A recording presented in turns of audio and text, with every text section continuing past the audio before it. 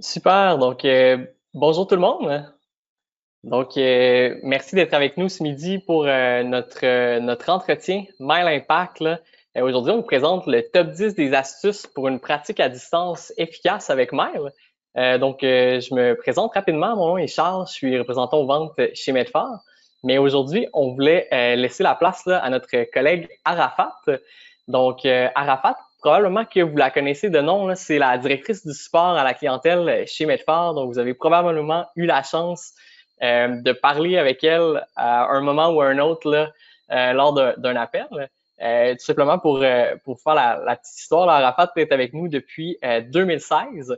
À l'époque, elle s'est joint à une équipe là, de 10 personnes seulement. Depuis ce temps-là, comme vous pouvez le constater, on a grandi beaucoup.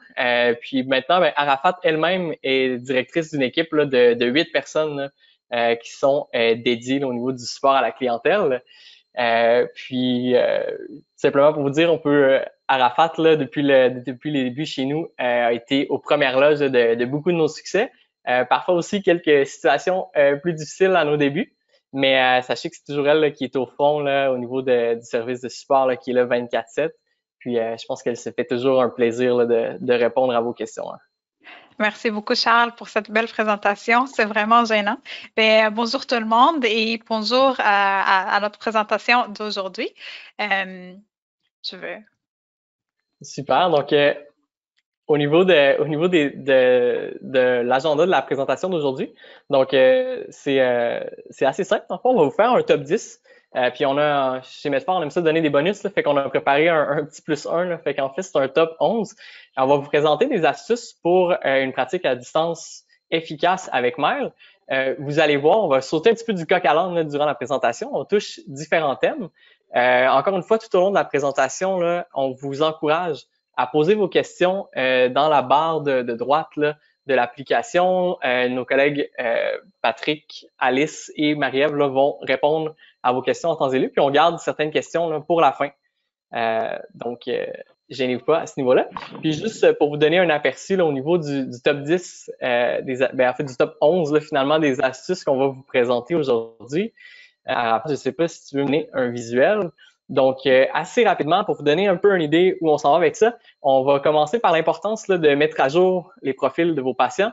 On va vous présenter comment intégrer là, les photos dans votre note. On va vous présenter les formulaires favoris. On va faire des requêtes d'examen. On va vous montrer comment envoyer facilement là, des résumés de dossiers. On va parler encore une fois de Mail Télémed et comment on peut l'utiliser sur différents appareils. On va faire des invitations au niveau du portail patient. On va vous montrer comment gérer les liens familiaux au niveau du portail patient. Puis finalement, on va se créer une liste dans Mail Analytics. Puis on va boucler la boucle là, avec notre base de connaissances Mail. Sans plus hésiter, je vais fermer ma caméra et mes cheveux non coupés depuis un bout de temps là, dû à la pandémie. Puis je laisse Arafat là, débuter avec notre première astuce là, qui est le maintien à jour des profils patients. Merci beaucoup, Charles. Donc, moi aussi, je vais fermer ma caméra et on va tout de suite commencer avec le premier astuce qu'on aimerait partager avec vous aujourd'hui. Donc, juste un instant, ce ne sera pas long. Parfait. Donc, je suis bien connectée dans mon environnement Mail en ce moment. Et le premier point qu'on aimerait vous partager, c'est vraiment pour avoir une pratique plus facile et rapide. Et c'est très important de tenir les informations de notre patient, les données démographiques, les données du patient qui sont à jour. Donc, je vais commencer par aller dans le dossier de Madame Manon Bernier.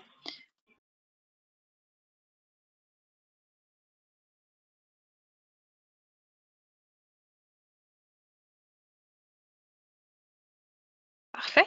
Donc, en ce moment, je suis dans un dossier d'une patiente et ce qu'on vous suggère, c'est toujours s'assurer que l'information de patients sont toujours à jour. Donc, l'information démographique, l'adresse courriel, tout ce qui est en relation de cette compte-là. Donc, juste peut-être un petit rappel aussi que les informations sur la bannière ici, ceci sont des hyperliens. Donc, si je clique exemple, c'est dans l'adresse courriel de cette patiente, je peux y cliquer ici et je peux tout de suite faire la modification désirée que j'aimerais faire.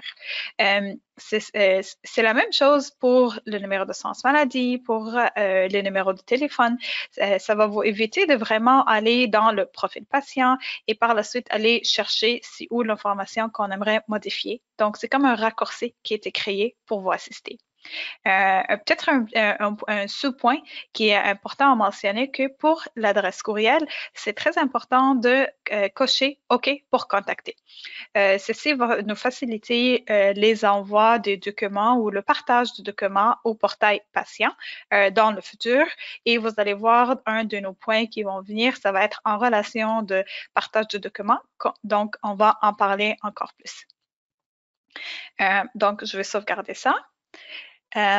Donc, les informations importantes de garder à jour dans le dossier de patient, c'est quoi? Donc, l'information démographique sûre et certaine, incluant l'adresse courriel de notre patient. Un deuxième point, ce serait la pharmacie de préférence. Donc, dans l'onglet Autres ici, la pharmacie de préférence de notre patient pourra nous faciliter l'envoi des prescriptions par fax pour le patient. Donc, ça va éviter que le patient se déplace à la clinique, ensuite retourner à la pharmacie. On peut tout de suite tout simplement l'envoyer et on peut ajouter l'information ici. L'information pour une pharmacie, on peut chercher par un nom de pharmacien. On peut faire la recherche par la bannière, donc un Jean Coutu versus un Pharmaprix, avec le numéro de fax, le numéro de téléphone ou même le code, l'adresse, peut-être le code postal.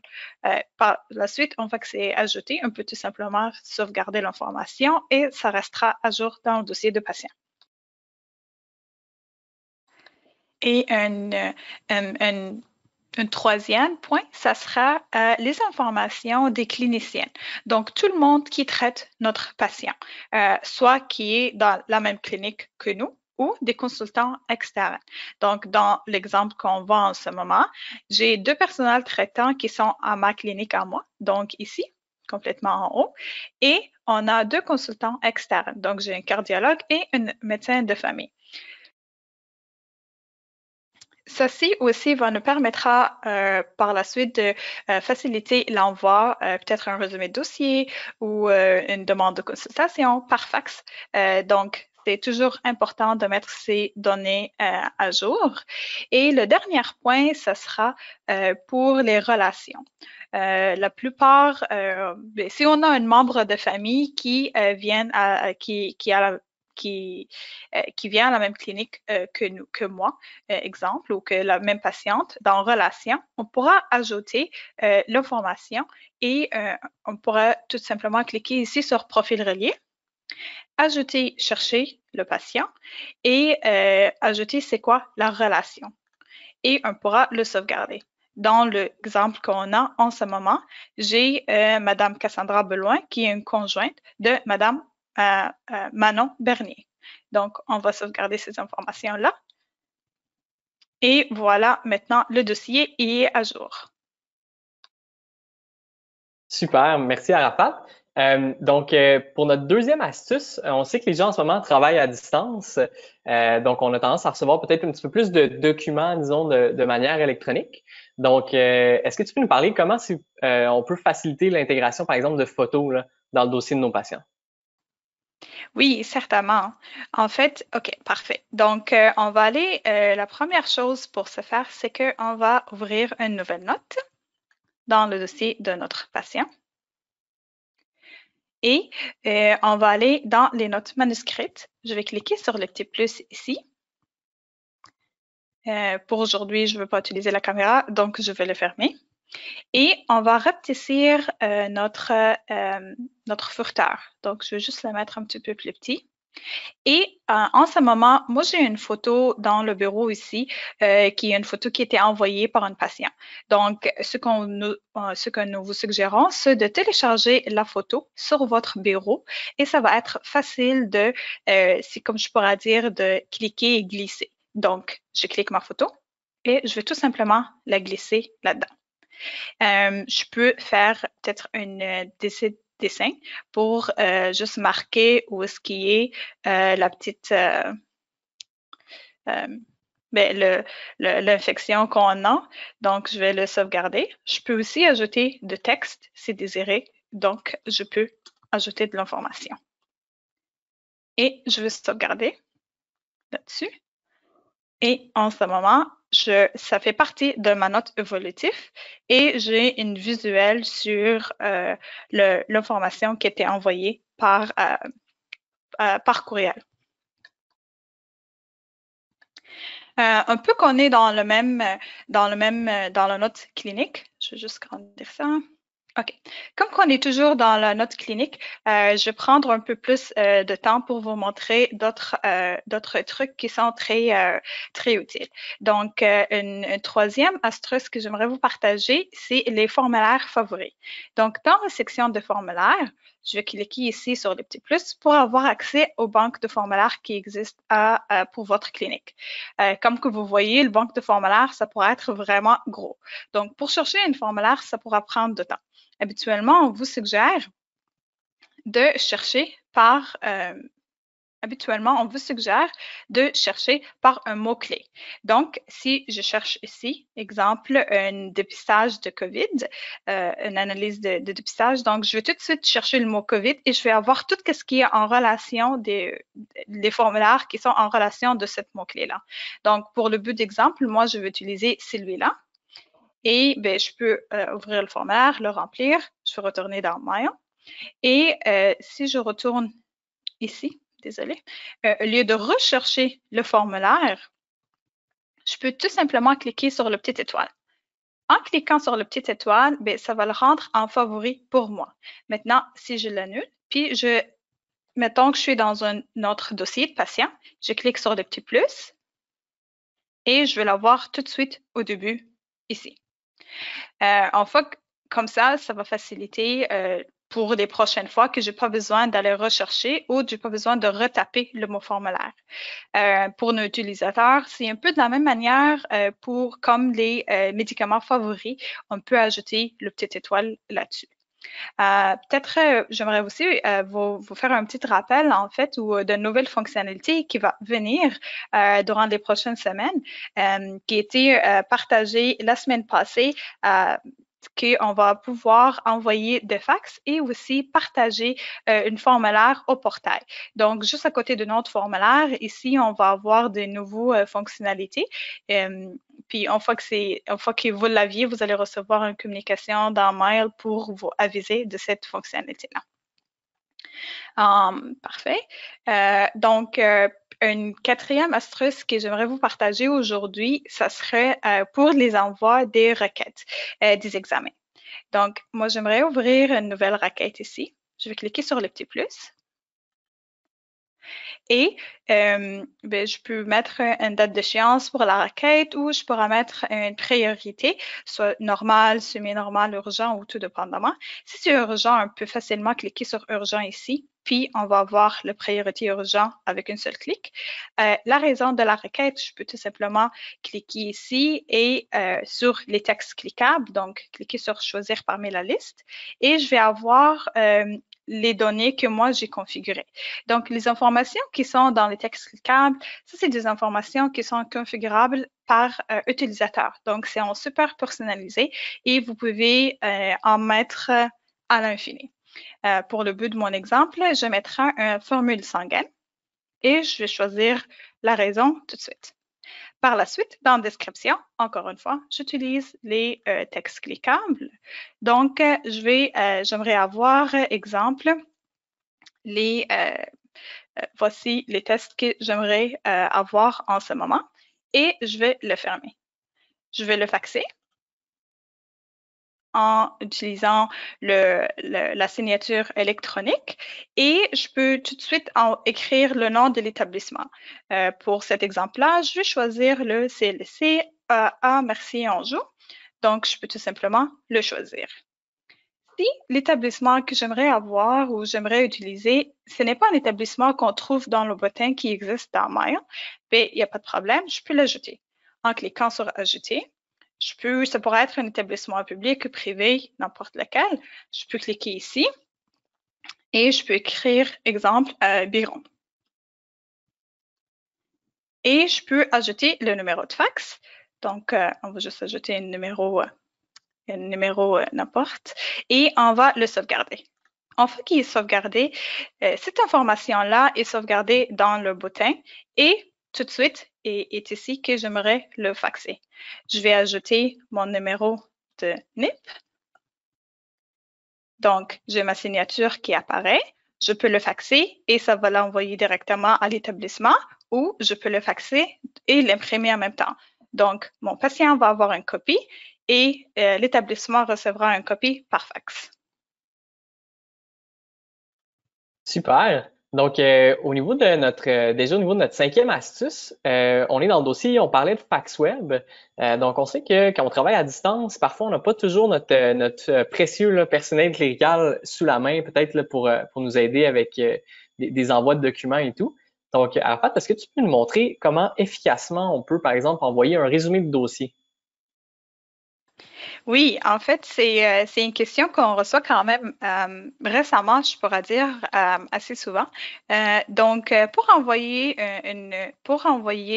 ou pour partager un résumé de dossier à travers le dossier de patient, donc complètement en haut, où est-ce qu'on a le bannière, on a un petit bouton avec une imprimante. Ça, c'est qu'est-ce on appelle que le module d'impression. Donc, là-dessus, on peut voir toute l'information qui est dans le dossier de patient. Donc, je peux avoir les notes cliniques, les formulaires, les requêtes des examens, tout document qui a été numérisé, les résultats. Donc, vraiment, ça englobe le tout. Le dossier de Madame Manon Bernier est quand même un dossier assez lourd, si je pourrais dire.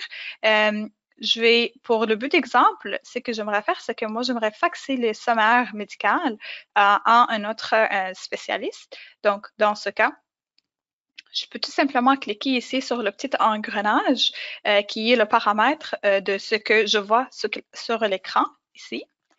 Et je peux faire un filtre par catégorie. Donc, je vais décocher tout et j'aimerais avoir tout simplement le sommaire. Je vais cliquer sur le petit OK ici et je vais avoir mon sommaire médical ainsi que le sommaire de médicaments. Donc, je peux tout simplement les cocher et quand je clique sur faxer, on a ici, juste pour vous montrer un peu le sommaire. Et comme on a déjà mis le dossier de patient à jour, donc je peux voir les consultants externes tout de suite, en fait, d'emblée ici. Donc, je peux tout simplement choisir c'est qui et je peux le faxer. Peut-être juste j'aimerais faire un petit sous-point. Le petit engrenage qu'on voit ici, c'est quelque chose que vous allez le remarquer un peu partout dans Mail, dans chacun des onglets. Exemple, dans les résultats, dans les documents, dans le calendrier. Et ça vous permettra de vraiment faire un filtre de ce que vous aimeriez. Vous pouvez avoir un filtre par date, par catégorie, par médecin. Exemple, si vous étiez dans le calendrier. Super, merci Arafat. Sinon, ben, en fait, notre sixième astuce concerne là, le nouveau module MyTelemed. Donc, sûrement que vous en avez entendu parler là, assez récemment. On a eu plusieurs webinaires à ce sujet-là. Puis, ben, on espère que c'est un outil que vous utilisez, disons, beaucoup là, ces temps-ci, puis que vous l'appréciez.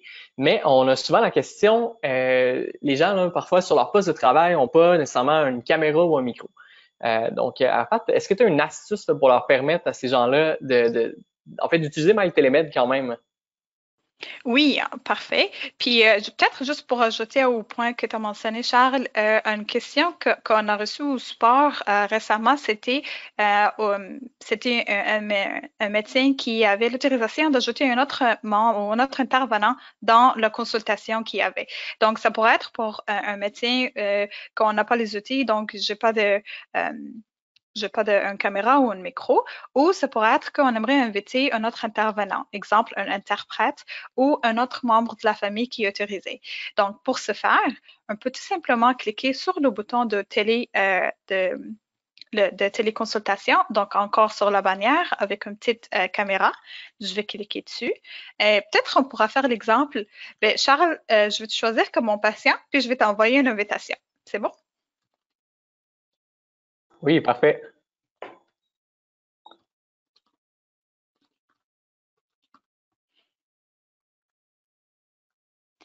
Excellent. C'est bien envoyé. Donc, je vais autoriser ma caméra. Salut tout le monde encore. Et je vais ajouter un autre intervenant dans la même consultation et je vais aller ici, la chercher. Et je peux envoyer ça à ma collègue.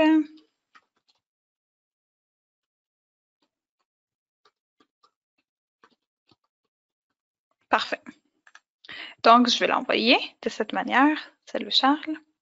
Donc, si c'était le médecin lui-même qui n'a pas accès ou en fait tout intervenant qui utilise la téléconsultation, qu'on n'a pas accès à la caméra, ben, ici, on pourra ajouter notre propre adresse. Donc, on va recevoir un courriel comme le patient exact et je peux l'ouvrir en utilisant peut-être un appareil téléphonique, donc mon cellulaire. Là-dedans, je peux avoir la consultation où est-ce que je peux voir mon médecin. Et je peux voir mon médecin et aussi je peux voir en full écran la note clinique où est-ce que je peux écrire l'information. En ce moment, on a un troisième intervenant. Salut Alice. Où est-ce que je peux ajouter un interprète ou un autre membre de la famille ou n'importe quel autre intervenant. Et merci beaucoup à vous deux. Fait qu'on va fermer ça. Parfait. J'espère que ça répond à la question. Pour cette astuce-là, c'est quand même une question qu'on reçoit assez souvent. Oui, super. Merci Arafat. Donc, ça permet à tout le monde en fait d'utiliser MyTelemed là, super facilement. Donc, pour notre septième astuce, ben, c'est aussi encore une fois un outil qui revient, en fait, qui est super important là, dans la gestion un peu de nos soins virtuels. C'est le portail patient. Mais encore une fois, comme plusieurs d'entre vous travaillent probablement de la maison, encore une fois, notre précieux personnel clérical n'est pas toujours à portée de main. Donc, comment est-ce qu'on peut, à la fin, inviter les gens au portail patient facilement? Oui, certainement. Donc, pour bien envoyer en fait, on pourra faire une invitation au portail ponctuel. Donc, pour ce faire, on va aller changer de dossier de patient. Je vais sauvegarder ma note ici et je vais juste retourner au calendrier. Mettons que je prends. Parfait. Je vais prendre ce dossier-là. Donc, j'ai un dossier de patient ici où le portail n'est pas actif. Comment je peux savoir? Ici, on a le symbole de portail qui est non activé. Donc, encore une fois, dans la bannière, on a un accès assez facile. Je peux tout simplement cliquer là-dessus. Je peux utiliser l'adresse courriel de mon patient. Pour le but de cet exemple, je vais mettre un courriel n'importe lequel et on pourra tout simplement l'envoyer. Une fois que c'est envoyé, le patient va recevoir, habituellement c'est instantané, ça pourra prendre une minute ou deux. Le patient va recevoir un courriel d'activation dans sa boîte. Une fois qu'on a reçu cette courriel-là, le patient, par la suite, doit contacter la clinique pour avoir le code d'activation qu'on voit ici. Ceci, en fait, nous permettra vraiment de s'assurer qu'on n'a pas fait une erreur dans l'adresse de courriel et on est en train de bel et bien inviter le même patient qu'on a son dossier ici. Donc, c'est encore plus sécuritaire. Une fois que c'est envoyé, je peux avoir accès en cliquant ici sur le même bouton et je peux avoir quand même le code. Donc, il ne disparaît pas. Et vous allez voir que l'icône a changé. L'icône a changé pour qu'il soit un peu plus foncé et j'ai un petit point orange qui me dit qu'il est en attente en ce moment. Je peux aussi avoir, on va remarquer que dans le profil de patient ici, j'ai un nouveau onglet qui s'appelle Portail. Donc, je vais cliquer dessus. Et là-dedans, je peux avoir encore une fois le code d'activation de mon patient. Je peux avoir la dernière connexion, puis la date d'activation avec la date de création. En ce moment, comme que c'est un compte inactif, je n'ai pas encore une date d'activation. Peut-être juste à noter que le code d'activation, c'est un code qui est valide pour 72 heures et c'est un code qui est sensible aux majuscules, minuscules, puis les chiffres. Donc, si on a d'utilisateurs qui utilisaient le portail dès le début, le code auparavant était actif pendant une période de 24 heures. Là, on l'a augmenté pour que ça soit 72 heures. Un point au même sujet, en fait, la majorité des patients reçoivent le courriel, mais parfois, vous allez recevoir des appels pour vous dire que j'ai pas reçu le courriel d'invitation. Mais dans ce cas, on vous suggère de demander aux patients d'aller regarder dans la boîte indésirable ou la boîte de courriel parce que ça pourra être là-dedans et aussi de s'assurer qu'on a bien ajouté l'adresse courriel de patient. Dans le même contexte de portail patient, je vais tout de suite aller sur le 8e astuce, en fait, et ça va être en relation de comment gérer les comptes portail patient et comment gérer les comptes, si je pourrais dire, du adulte, donc conjoint ou les comptes enfants et parents. Donc, je vais juste fermer ce dossier-là. Et on va retourner dans le dossier de Madame Manon Bernier. Dans le dossier de Manon Bernier ici, je vois que son portail est actif avec un petit coché vert, donc tout est beau. Je vais aller dans mon profil patient et je vais aller dans le portail. Donc, je vois que la dernière connexion qui a été faite le 13 mai et en ce moment, comme on a déjà mis le tout à jour, je suis ici dans relation que le conjoint ou la conjointe de Madame Manon Bernier, c'est Cassandra Bouloin. Et en fait, c'est Madame Bernier qui s'occupe de prendre tous les rendez-vous pour toutes les deux. Donc, dans ce cas, on aimerait lui donner accès à compte de sa conjointe. Donc, dans ce cas, on va cliquer ici sur Ajouter, droit. Ici, on a le droit accès à. Donc, on va ajouter. Et je vais ajouter Madame Cassandra Bouloin. Et je vais lier. Donc, je suis en train de donner l'accès de Madame Bernier. Elle va avoir l'accès à le compte de Madame Cassandra Bouloin. Ici, je peux choisir c'est quoi les données qui vont être partagées. Donc, certainement, avec l'autorisation de Mme Bouloin, on va leur donner accès. Est-ce que les documents partagés, on va les donner accès, les messages, le profil, les rendez-vous, tout dépendamment. Pour le but de cet exemple, on va laisser le tout et je vais tout simplement le sauvegarder. En dessous, je peux voir que Mme Cassandra Bouloin a donné, Mme Manon Bernier a donné l'autorisation à Mme Cassandra Bouloin d'avoir accès à aussi toutes les données qui sont dans le portail. Parfait. Donc, ça, c'est pour comment gérer un compte, si je pourrais dire, du adulte. Donc, maintenant, comment gérer un compte enfant-parent? Donc, pour ce faire, on va aller ici et pour le but d'exemple, moi, j'ai créé une compte d'une maman avec un enfant. Donc, on va aller chercher ici le compte de Madame Julie Malas. Et Madame Julie Malas, c'est la maman d'un enfant qui était ajouté dans le dossier. Juste peut-être un point entre parenthèses, habituellement, les comptes enfants, en fait, ils peuvent pas, ou les enfants, ils peuvent pas avoir un compte tout seul dans le portail jusqu'à l'âge d'autorisation de consentement aux soins qui est 14 ans ici à Québec. Parfait. Donc, pour ce faire, la première chose à noter, il faut faire que, comme l'enfant ne peut pas avoir son propre portail, c'est la mère qui va avoir le compte de portail. on va créer un compte de portail pour la maman. Donc, c'est ici. J'ai déjà un compte qui est actif. Et on a ajouté, on va aller, désolé, là. On va aller ici dans profil patient et dans le portail. Et avec le petit ajout ici, on va ajouter l'enfant. Donc, pour cet exemple-là, on avait déjà ajouté l'enfant de Madame Malas qui est Fredon Packet. Une fois qu'il est ajouté, on a autorisé l'accès à tout et je peux le sauvegarder. Une fois qu'il est sauvegardé, on va aller dans le compte de l'enfant. Donc, je vais juste retourner ici. Je vais aller dans le compte de le bébé. Donc, dans le compte de bébé, on va tout de suite voir que le symbole de portail, il sera en attente.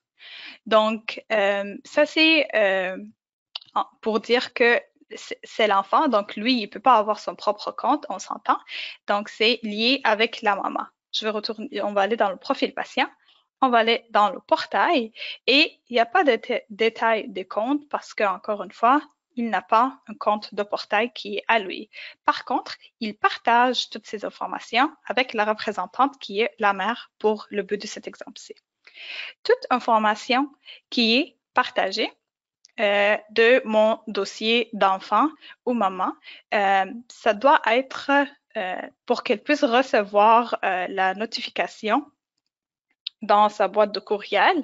Elle faut s'assurer que dans l'onglet Relations, on ajoute la maman et, je vais le modifier pour vous montrer, on coche ici que c'est représentant. Ou en fait, pour vraiment ajouter la relation entre le représentant et l'enfant et cocher que c'est le représentant pour que à chaque fois qu'on partage un document de portail qui est de compte d'un mail de l'enfant, que le représentant va recevoir une courriel, notification pour l'aviser. Super, merci Arafat. Donc, une fois que notre configuration portail est faite, là, donc ça nous permet en fait, de communiquer facilement là, des documents, des résultats de laboratoire et ainsi de suite. Est-ce que tu peux nous donner quelques astuces là, au niveau du partage justement de documents par le portail patient avec nos patients? Oui, certainement. Donc, je vais retourner dans le compte de Madame Manon Bernier pour regarder ça. Donc, pour partager de l'information ou de la communication avec les patients via le portail, on peut configurer des textes cliquables, encore une fois, pour la rapidité de partage. Donc, on va aller dans les documents pour l'exemple ici. Puis ici, j'ai un formulaire à partager. Encore une fois, on voit le symbole de portail un peu partout. Je vais cliquer sur le symbole ici et j'ai pu cliquer sur choisir parmi la liste et je vais avoir toutes les informations que j'ai configurées qui sont vraiment personnalisées à mon compte à moi. Donc, si c'était un laboratoire, exemple, j'allais choisir le son anglais que j'ai ici. En ce moment, je suis en train de partager un document. Donc, on avait déjà préparé notre message. Donc, je peux tout simplement cliquer là-dessus pour aviser que le patient que ça, c'est un formulaire d'assurance que j'aimerais qu'il soit complété. Donc, je peux tout simplement cliquer partage, synchroniser au portail et voilà, ceci a été partagé au portail de mon patient. Maintenant, s'il y avait quelque chose qui était envoyé par erreur, donc on a partagé une information par erreur, puis j'aimerais le retirer, je peux tout simplement recliquer dessus et je vais revoquer qu'est-ce que j'étais partagé. Si vous voyez ici, on a des petites statuts, si je pourrais dire. Quand c'est un document qui a été partagé, il est en attente, donc le patient n'a pas encore vu ce document-là, on va avoir un petit point orange. Si le patient a bien reçu et bien vu le document, on va avoir un petit cocher vert. Et si c'était révoqué, on va avoir une petite ligne rouge comme ceci. En fait, puis peut-être juste entre parenthèses, si comme qu'on envoie plusieurs documents ou des laboratoires ou des messages, on aimerait avoir une moyenne plus facile de vraiment garder une vue globale de tout ce qui a été partagé, mais peut-être qui est toujours en attente par le patient. Donc, pour faire une gestion plus facile, on peut aller dans le portfolio. Et ici, de côté gauche, on peut avoir le portail. On peut, si je clique sur éléments en attente, je vais avoir un accès sur tout ce qui est en attente. Donc, tout ce qui a été partagé, mais il est en attente et n'est pas encore vu par mes patients en ce moment.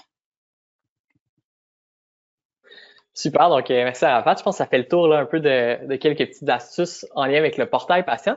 Donc pour notre 10e astuce, on va toucher un module, un autre module en fait de l'écosystème Mile, qui est Mile Analytique. Donc je sais que on a certaines personnes qui l'utilisent. C'est peut-être un des modules qui est le moins connu là, chez Medphar.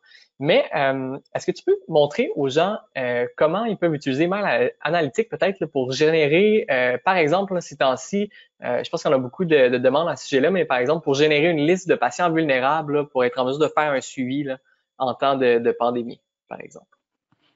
Oui, certainement. Donc, c'est vrai que c'est une question qu'on a reçue quand même assez souvent, spécifiquement avec la pandémie. Donc, pour avoir une liste où en fait on va commencer par aller dans l'onglet rapport. L'onglet rapport va nous donner accès à Mile Analytics. Et juste pour vous laisser savoir, en ce moment, on est dans un environnement démo. Donc, toutes les informations qui se trouvent là-dedans, c'est pas vraiment des informations, c'est pas des vraies données. Mais pour le but d'exemple, on va faire notre mieux de tout vous montrer ça. Donc, pour commencer, je vais aller choisir liste des patients. Liste des patients, c'est un tableau de bord qui a été créé par Medphar que pas mal tout le monde qui a accès à Mile Analytics a accès à cette liste-là ou à ce tableau de bord-là. Donc, juste pour regarder ici, on peut avoir plusieurs informations. Donc, j'ai plusieurs graphiques et j'ai juste à côté, j'ai une liste détaillée de l'information qui représente ces graphiques-là. Et de côté droite, j'ai une liste où est-ce que je peux appliquer des filtres. Donc, je peux choisir c'est quoi que j'aimerais chercher. Donc, on peut faire une recherche par une liste médecin de famille, par les identifiants 1, 2 ou 3. Pour cet exemple-ci, si je dis que j'aimerais avoir tout le monde de la médecine de famille, tous les médecins de famille, avec qui ont un code de vulnérabilité. Je vais juste aller le chercher un petit peu plus bas. Avec un code de vulnérabilité peut-être 6, on pourra faire comme ça, ou je peux utiliser le petit crayon ici et on pourra ajouter le filtre. Donc, on pourra éditer qu'est-ce qu'on aimerait avoir. Donc, pour le but de cet exemple, je vais laisser à tout le monde. Et comme que vous voyez, c'est comme en live, donc je le vois direct. Et je pourrais faire un filtre d'âge aussi. Donc, on a choisi tout le monde qui a 60 ans, peut-être 70 ans et plus. Donc, en fait, comme que c'est un environnement démo, on n'a pas tous les filtres de la manière qu'on aimerait les avoir, mais c'était tout simplement pour vous montrer c'est où exactement. On peut télécharger la liste détaillée. Donc, je peux cliquer sur le trois petits points ici. Je peux cliquer sur télécharger et le télécharger en fichier CSV. Donc, ça va me demander est-ce que j'aimerais le télécharger où. Donc, je vais dire dans le bureau et je peux l'avoir ici. Je peux l'ouvrir en mode Excel et faire le travail dans ce fichier-là. Super, donc on invite les gens à explorer le module là, Mile Analytics. Ça vous permet justement de créer des listes, de répondre parfois à des questions là, qu'on a au sujet de notre patientèle, par exemple, ou de l'organisation de notre clinique. Donc super, donc ça nous amène déjà à notre bonus, là, notre astuce bonus. Donc ces temps-ci là, on a quand même un certain achalandage au niveau de la ligne de support, puis on parle souvent de notre base de connaissances. Donc, pas que Arafat n'aime pas vous parler au support, au contraire, je pense que ça lui fait toujours plaisir, mais on croyait que c'était peut-être important de vous faire un petit survol justement du module de base de connaissances qui vous permet d'avoir accès à une série en fait de matériel didactique, des vidéos, donc plein d'éléments qui vous permettent de répondre parfois à des questions de manière autonome. Puis encore une fois, là, dans un but d'améliorer votre pratique avec Mile. Certainement. Ben, en fait, juste une petite note, vraiment, ça nous fait plaisir de vous assister. N'hésitez pas à nous rappeler, nous envoyer des courriels. On est quand même ouvert 24 heures sur 24. Donc, juste pour vous montrer un peu de manière, si vous direz que c'est plus autonome. Donc, ici, je vais aller dans l'onglet Mile, donc la première onglet, et on va cliquer sur Add Mile. Donc, ça vous donne l'accès à notre base de connaissances et un peu tout de suite faire une recherche par ce qu'on cherche, par ce qu'on aimerait savoir. Donc, peut-être on peut chercher les textes cliquables ou comment configurer des textes cliquables comme c'est quelque chose qu'on a déjà mentionné dans cette présentation-là. Donc, il se suffit tout simplement d'écrire une mot clé et je peux avoir tous les articles qui sont en relation de cette mot-là. Donc, je vais cliquer sur configurer un texte cliquable et je peux avoir l'article qui est en lien de ce que je cherche et j'ai tout de suite avec des images pour me guider comment que je peux écrire mes textes cliquables. Si je fais une autre recherche, en cliquant sur accueil, ça va me ramener tout de suite sur la page d'accueil. Je pourrais aussi faire une recherche peut-être par la signature électronique, comme on a parlé un peu de FaxWeb. Donc, comment configurer la signature électronique? Encore une fois, j'ai utilisé un mot-clé. Et on va voir que en ce moment, pour cet article-là, j'ai pas seulement un seul article, mais j'ai aussi une vidéo qui pourra me guider. Donc, encore une fois, on a des impressions écran qui pourront nous guider à mieux comprendre ou à mieux suivre les étapes pas par pas. Je vais retourner juste ici pour vous montrer. On a aussi tout ce qu'on ça pourra être en lien de ce que je suis en train de rechercher. Donc, des articles connexes.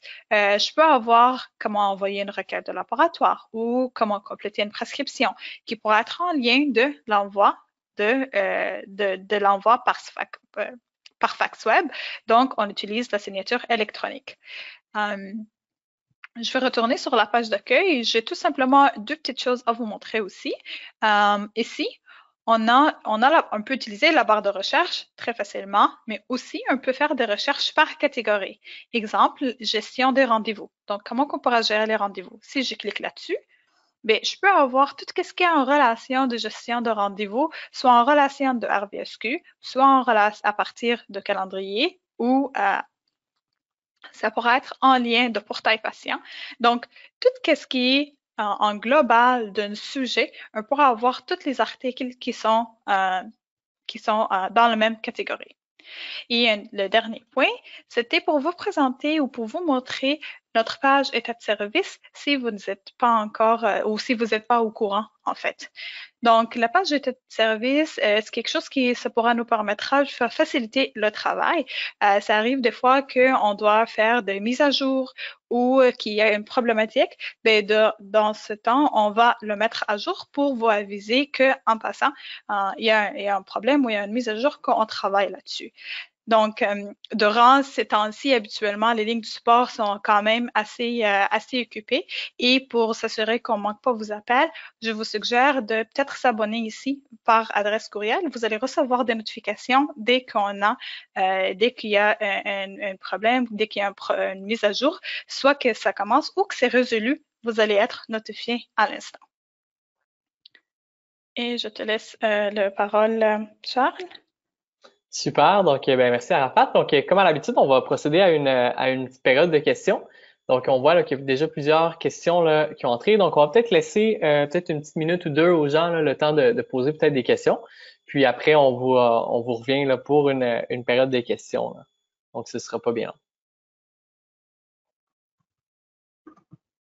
Excellent. Donc, on va commencer avec des questions là, qu'on a reçues. Donc, je vais commencer avec une première question qui s'adresse à peut-être Alice. Donc, on avait une question qui disait quand je tente de faxer un document, je ne vois pas l'onglet Ajouter un nouveau destinataire du fax. Oui, en fait, c'est une problématique qui, pour l'instant, est due au fait que selon l'élément que vous envoyez par fax, vous avez accès à différents bottins. Donc, quand vous êtes dans une requête d'examen et que vous l'envoyez par fax, vous allez avoir accès à un bottin des établissements que vous pouvez modifier à votre guise. Donc là, Arafat est en train de nous le montrer. Donc, si je suis dans une note et que je crée une requête d'examen, quand je la crée puis que je viens pour la faxer, donc on va la compléter, le bottin auquel je vais avoir accès, c'est un bottin que je peux modifier. Et donc, en cliquant sur fax, je vais avoir le bouton qui me permet d'ajouter une entrée qui est directement là. Donc, vous pouvez entrer le nom du destinataire et un numéro de fax et des notes additionnelles si vous voulez. Toutefois, si vous êtes en train d'envoyer une demande de consultation, les destinataires qui vont vous être présentés dans vos résultats de recherche, ça va être les différents bottins des professionnels de la santé. Donc, vous allez avoir accès aux médecins, aux infirmières, à plusieurs ordres professionnels, comme on voit en ce moment. Toutefois, vous n'avez pas accès aux bottins des établissements. C'est pour cette raison-là que pour l'instant, vous ne pouvez pas faire un ajout au bottin directement de cet endroit-là. Toutefois, ce que je peux vous dire, c'est que sous peu, là, dans nos prochains développements, ce qu'on prévoit faire, c'est faire une unification des différents bottins. Et donc, vous permettre, par exemple, de l'envoi de résumé, d'envoyer un résumé de dossier à une pharmacie ou à un établissement. Et donc, de cette façon-là, sous peu, vous allez être en mesure de venir ajouter des destinataires directement, même quand vous n'êtes pas en train d'envoyer une requête d'examen, mais aussi quand vous envoyez un sommaire médical ou une demande de consultation. Une autre question qu'on a reçue, là, que j'ai vue sur le fil, c'est que on se demandait si on pouvait faxer en même temps la demande de consultation et le sommaire. Puis là, pendant que je suis là, je vais juste en profiter. La spécificité de l'envoi d'une demande de consultation, c'est qu'il faut que la demande de consultation soit signée pour être envoyée. Donc, il faut absolument que le clinicien qui la complète appose sa signature électronique pour l'envoyer. Et donc, il faut que ça se fasse à l'intérieur d'une note clinique pour que ça puisse être signé.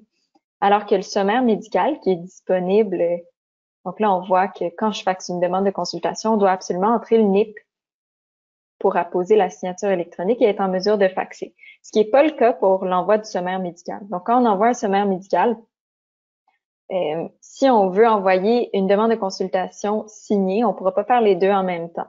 Donc, on va avoir accès à tous les documents au dossier, mais on ne pourra pas les signer de la liste de tous les documents. Donc, c'est pour ça qu'on ne peut pas à la fois envoyer une demande de consultation signée et un résumé de dossier. Toutefois, si vous voulez envoyer tous les documents, peu importe et que ça ne vous dérange pas que les demandes de consultation soient pas signées, vous allez voir ici dans le dossier du patient qu'on a entre autres des demandes de consultation qui sont là. C'est simplement qu'elles sont pas signées. Donc, vous avez l'option de tout envoyer. Mais si vous voulez signer un élément, il faut que ça se fasse à partir de nous. Je suis désolée, Charles, j'ai fait un gros détour, là, mais je voulais m'assurer on a eu beaucoup de questions par rapport aux envois de fax web, donc j'ai fait un petit tour d'horizon. Pas de problème. Mais regarde, Alice, tant qu'à t'avoir, là, puis d'être dans la thématique du fax web, on avait une question.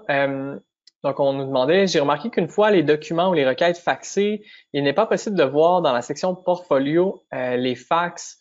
Donc, que ce soit le numéro de fax ou l'endroit où il a été faxé n'apparaît pas. Donc, comment je peux m'assurer que les documents se sont bien rendus au bon endroit?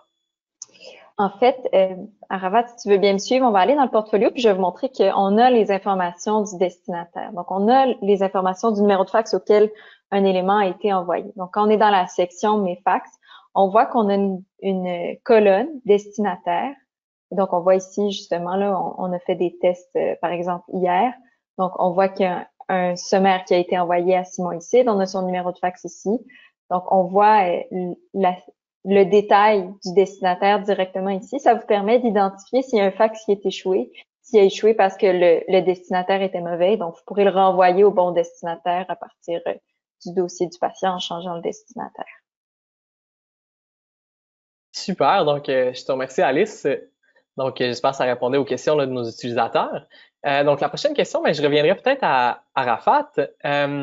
On a des gens qui nous demandaient si c'était possible de réexpliquer brièvement là, l'astuce pour le patient la personne demandait le patient, mais ça s'applique autant pour le patient là, que pour le médecin qui n'a pas de caméra lorsqu'il veut utiliser Mail Télémètre. Donc, comment les gens peuvent faire pour l'utiliser sur leur téléphone cellulaire?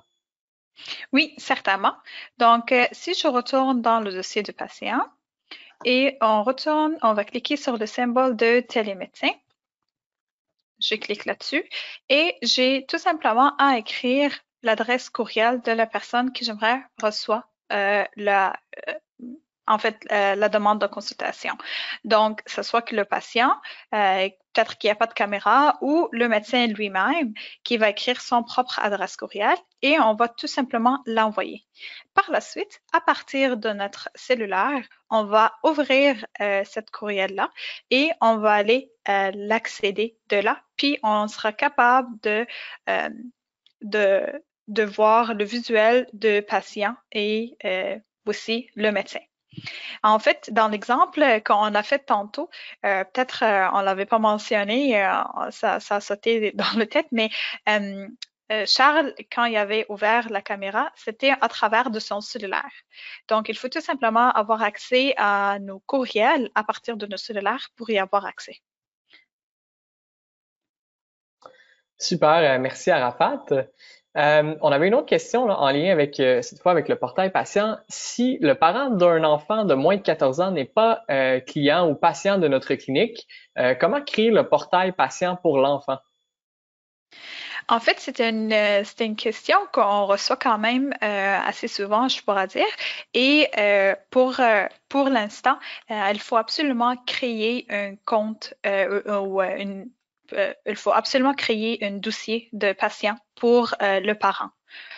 Donc, tout simplement, en cliquant sur les petits boutons ici, on peut créer le dossier de le parent ou de le représentant et créer le portail à travers ce dossier-là.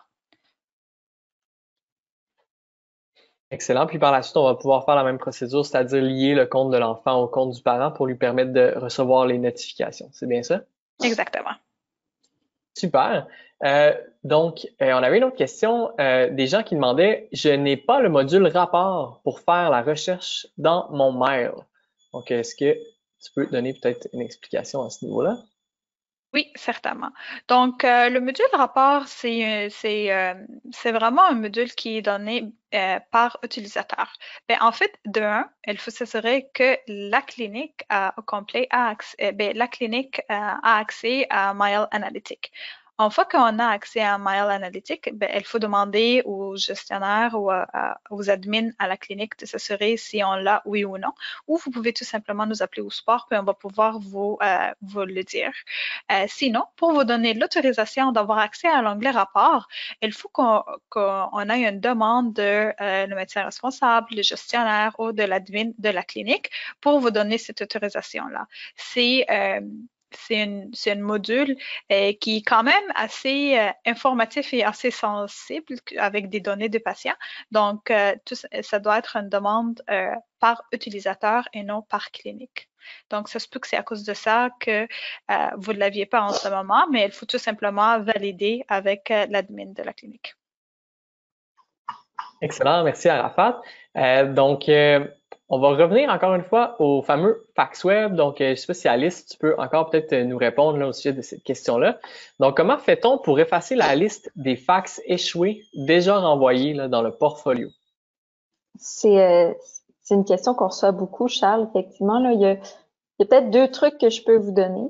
Une des choses, c'est si on va dans les fax échoués, vous allez remarquer que récemment, on a amélioré ou simplifié le renvoi des fax échoués. Et donc, on sait qu'il y a beaucoup d'achalandage sur les lignes de télécommunication en ce moment. Ça se peut qu'il y ait des fax qui échouent, simplement parce que le destinataire était bon, mais le fax n'est pas rendu à destination. Donc, quand c'est le cas, vous pouvez simplement renvoyer le fax, soit en cochant une liste de fax que vous voulez renvoyer et en cliquant sur le bouton « Renvoyer » en bas à droite, ou si vous voulez en envoyer juste un de façon ponctuelle, vous pouvez utiliser le bouton « Renvoyer » directement dans la ligne du fax. Donc ça va vous permettre de ne pas accumuler des fax échoués si vous renvoyez un fax échoué plutôt que d'en créer un autre. Mais on sait que pour l'instant, parfois, la problématique ou l'échec du fax vient du fait que le destinataire était pas le bon, par exemple. Pour l'instant, on n'a pas de façon de simplement changer le destinataire et de le renvoyer, quoique c'est quelque chose qu'on va développer éventuellement. Mais pour l'instant, vous avez le bouton ici dans la colonne Action qui vous permet d'ignorer un fax échoué. Puis ça, ce que ça va faire, là, on remarque par exemple que mon compteur de fax échoué est à 10. Là, Arafat a cliqué sur Ignorer, donc il est rendu à 9. C'est un outil qu'on peut utiliser pour savoir quels fax ont déjà potentiellement été renvoyés manuellement ou été renvoyés au bon destinataire. Et puis, bon, le bouton Restaurer ici il sert simplement à défaire l'action d'ignorer si jamais vous avez fait une erreur. Mais sinon, c'est une indication pour vous là, que le fax il a été géré autrement. Et donc, il ne compte plus dans votre compteur de fax échoué. Donc, c'est le truc qu'on a pour vous pour ça ne va pas les enlever directement de la liste, mais au moins vous saurez que celui-là a été pris en charge. Excellent, merci Alice. Je m'adresse encore à toi là, pour la prochaine question. Les gens demandent comment mettre ma signature électronique sur les formulaires. Je l'ai sur mes requêtes en renouvellement, mais pas sur mes formulaires. Puis, comment envoyer ces formulaires signés au portail patient? OK, mais merci de la question. En fait, vous remarquerez que c'est pas une fonctionnalité qu'on a présentement dans l'environnement démonstration. Mais pour ceux qui étaient avec nous la semaine passée lors du webinaire, je vous ai présenté les nouvelles fonctionnalités de signature de formulaire et d'envoi au portail. Donc, c'est quelque chose qui va venir dans la prochaine version de Mail qu'on va probablement commencer à déployer au courant de la semaine prochaine.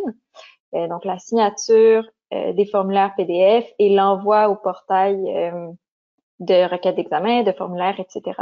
Ce que je pourrais vous suggérer, c'est un petit peu comme Arafat vous l'a suggéré, là, c'est d'aller dans la base de connaissances. Puis si vous tapez webinaire comme mot-clé, vous allez avoir tous les webinaires ou tous les entretiens Mail Impact qu'on a eus. Et puis, vous allez pouvoir retrouver, justement, là, Arafat, elle va nous montrer. On a la formation de la semaine passée qui est communiquée à partir du fax web et du portail patient, qui est le dernier qu'on voit dans la liste. Cette formation-là, elle va vous montrer spécifiquement comment faire pour faire ces envois et comment apposer sa signature électronique sur les PDF. Excellent, merci Alice. Puis, je pense qu'on termine avec une dernière question là, de nos utilisateurs pour conclure là, cet entretien-là de Mail Impact. Donc, on nous demandait à quoi servent les icônes sur la page de Mail Télémed là, une fois qu'on est dans une téléconsultation. OK, ben pendant qu'Arafat elle ouvre une téléconsultation, je vais vous les décrire. Donc, en fait, il y a 5 boutons.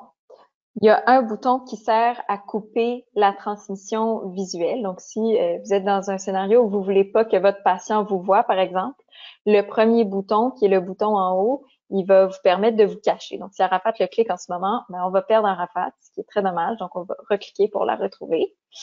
Le deuxième bouton, il servirait à couper la transmission audio. Donc, si, par exemple, Arafat recevait un appel pendant qu'elle était en consultation avec le patient et qu'elle voulait pas que le patient entende une conversation, elle pourrait se couper son son. Le bouton du centre sert évidemment à raccrocher la communication. Le quatrième bouton est utile si vous êtes sur un appareil mobile qui possède 2 caméras, donc une avant et une arrière. Le bouton va servir à passer de l'une à l'autre. C'est particulièrement utile pour un patient qui, par exemple, est sur un appareil mobile et voudrait vous montrer sa plaie, par exemple. C'est plus facile d'utiliser la caméra à l'arrière de l'appareil pour le faire. Et donc, le bouton, il sert à ça. Et puis, finalement, le dernier bouton, il sert simplement à passer en mode plein écran. Donc, ça vous permet d'agrandir et de rapetisser votre écran. Donc, ça fait le tour. Super, merci Alice. Donc, ça compléterait là, notre période de questions. Donc, Arafat, je ne sais pas si tu veux me remettre là, la présentation. Juste en terminant, donc, ben, écoutez, on vous remercie encore une fois d'avoir été des nôtres. J'espère que ça vous a été utile. Donc, encore une fois, on annonce le prochain entretien Mail Impact qui va avoir lieu jeudi prochain, le 21 mai. Puis, cette fois-ci, on a un sujet un petit peu plus, disons, général, mais tout aussi important. On va discuter là, de la manière de s'assurer de la sécurité de l'information en temps de pandémie. Donc, en temps où la plupart de nous, on travaille à distance, donc on sait que les informations patients, c'est des données sensibles. Donc, on va avoir un panel d'invités là, qui vont vous donner des trucs, puis on va discuter des enjeux liés à la sécurité de l'information. Donc, de mon côté, ça complète. Arafat, je ne sais pas si tu avais un mot de la fin peut-être pour nos utilisateurs. Je voulais vraiment simplement remercier tout le monde, puis continuer à nous appeler, et puis continuer à utiliser notre base de connaissances, puis c'est tout. Super, ben merci beaucoup Arafat là, pour ta participation à Mal Impact aujourd'hui. Je pense que ça a été super intéressant là, de te voir. Puis j'espère que nos utilisateurs ont apprécié de mettre un visage sur le nom, là, Arafat, là, qui est la légende là, chez Medfar au niveau du support. Donc, en terminant, écoutez, je vous retiens pas plus longtemps. Je sais que tout le monde est occupé. On vous rappelle là, d'aller nous suivre sur les réseaux sociaux. Donc, on partage souvent de l'information super intéressante. Ça vous permet de rester à jour sur nos activités de Medfar, que ce soit les entretiens Mail Impact ou des mises à jour, par exemple, sur les produits. Puis, donc, après le webinaire, on vous envoie généralement là, un petit sondage. Donc, on vous encourage à nous donner vos commentaires. Donc, notre but, là, c'est vraiment de s'améliorer. Puis, on est toujours sensible là, à vos commentaires, à vos questions, à vos suggestions. Donc, on vous remercie encore une fois. Puis, on vous souhaite une bonne fin d'après-midi. Bye bye tout le monde.